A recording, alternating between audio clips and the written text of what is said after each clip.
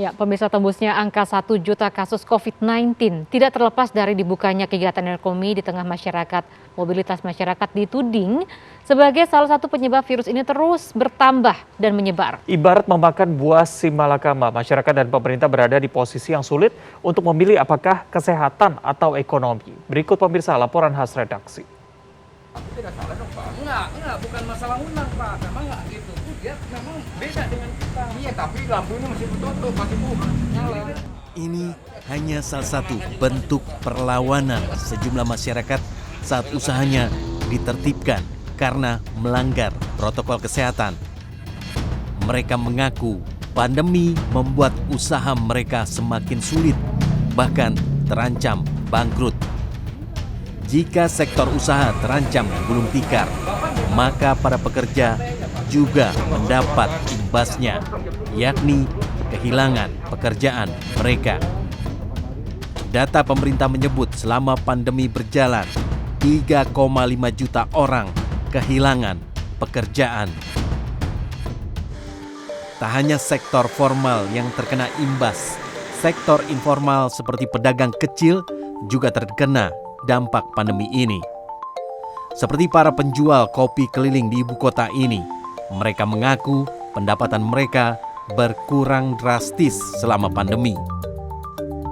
Kadang-kadang kalau sebelum SBB kita semalam bisa mencapai 200-300, semenjak SBB diperpanjang terus, kadang 40, 60, itu udah paling tinggi udah dalam semalamnya itu.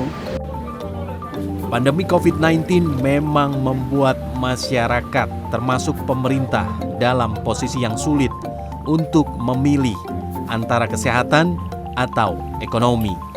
Sejauh ini pemerintah sejak awal menyebut tak akan melupakan sektor ekonomi karena akan berdampak pada kehidupan masyarakat.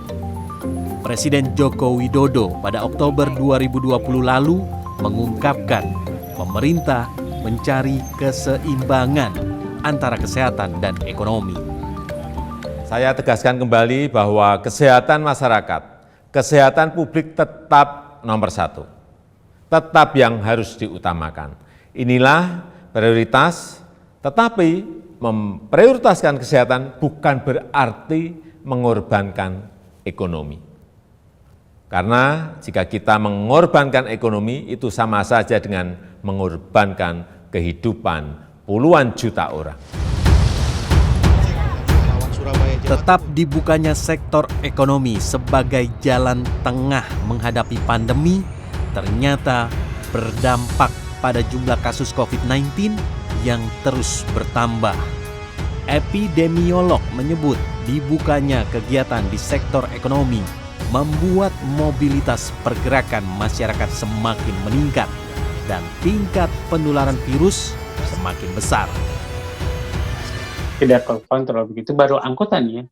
Kita belum bicara pasarnya, kita belum bicara pusat belanjanya, kita belum bicara, jadi minta ampun sekarang. Begitu perekonomian dibuka, jadi pada saat yang salah, begitu, dan PSBB-nya itu adalah tidak serius, inilah dampak dari pertambahan kasus COVID di mana PSBB-nya tidak serius.